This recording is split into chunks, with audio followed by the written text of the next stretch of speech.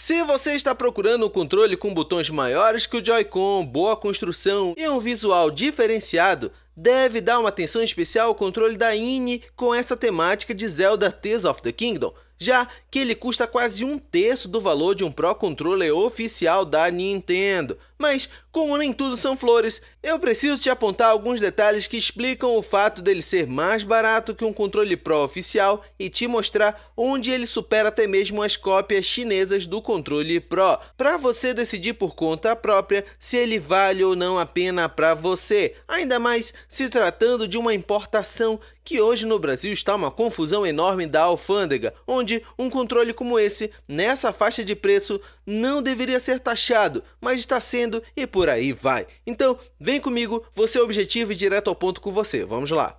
Primeiro, deixa eu te falar da construção dele. Temos aqui um controle que não escapa do modelo do controle Pro oficial da Nintendo, com o posicionamento das alavancas, botões A, B, X e Y, além dos botões superiores e o botão de sincronização. Tudo está aqui da mesma forma que estaria no oficial, incluindo até mesmo a entrada USB-C que fica em cima, mas as diferenças vão acabar por aqui, pois se notar, o controle da INI é mais compacto. Tem reduções nas medidas laterais, os botões de cima não têm o espaçamento que um Pro Controller normalmente tem, justo para reduzir medidas, além dos botões frontais também estarem mais próximos, justo para deixá-lo mais compacto, algo que pode fazer diferença para os que buscam um controle maior para acomodar suas mãos, que não ficam tão confortáveis no Joy-Con, por exemplo. Mas já te conforto dizendo que não senti essas diferenças de tamanho jogando no dia a dia, então essas reduções de medidas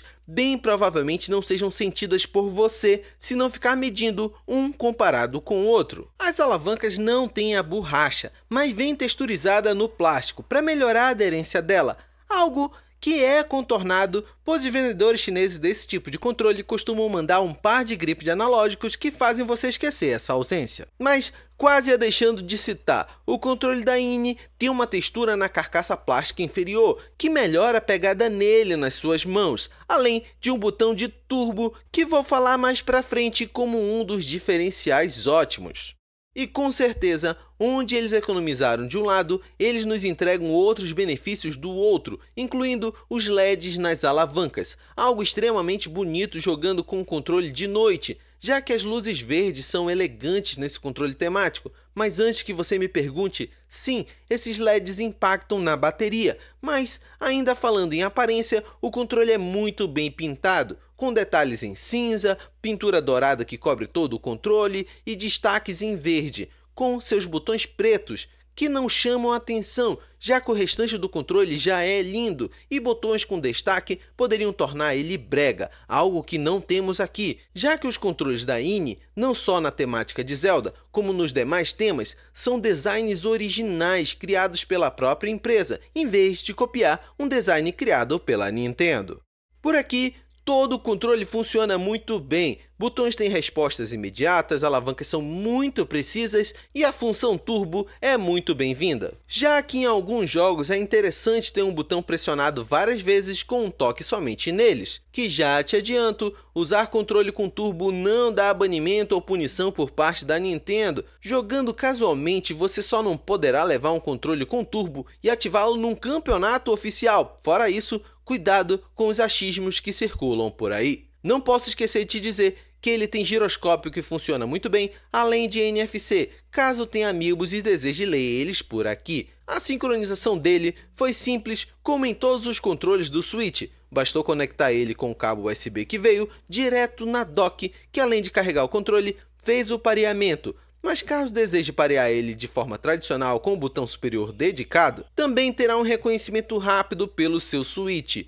E alguns vão passar por aqui me perguntando se o controle funciona no PC para jogar via Steam e tudo mais. E te digo que serve sim. Eu testei ele com o cabo USB ligado e depois pareado via Bluetooth, que reconheceu até mesmo como um controle Pro do Switch, de ambas as formas. O controle funcionou sem falha alguma, até mesmo ativando a aba de jogos do Windows quando eu pressionava o botão dedicado à captura de tela do Switch. E depois, para parear ele novamente no Switch, bastou ligar ele no cabo USB na dock, que ele já voltou a ser reconhecido pelo videogame.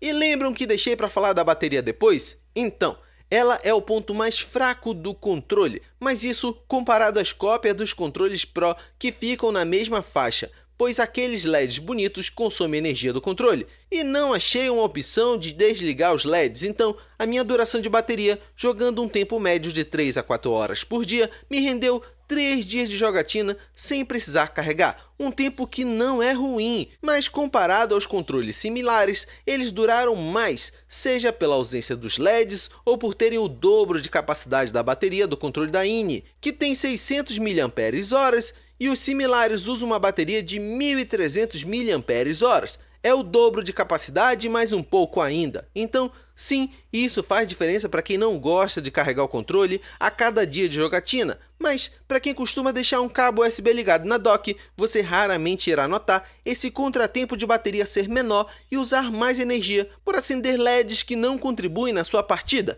A não ser que você seja um PC Master Race, aí sim, LED aumenta sua performance de jogo. Vamos falar de preço agora? Eu comprei esse controle por R$ 138, um valor que é 1/3 de um controle Pro original no Brasil, mas isso antes da alfândega entrar num ciclo de taxação absurda para cima e para baixo, que é um assunto que não domino e prefiro não entrar nele, mas se você conseguir importar ele por um valor aproximado ao que eu paguei, vale muito a pena, ou você pode pagar um pouco mais e pegar a versão dele com o case especial do controle, para transportar ele com estilo, algo que a INI me provou ser zelosa, então investir um pouco mais e ter o kit completo pode ser uma boa também. E eu vou ficando por aqui. Me diz aí o que achou do controle temático de Zelda da INE.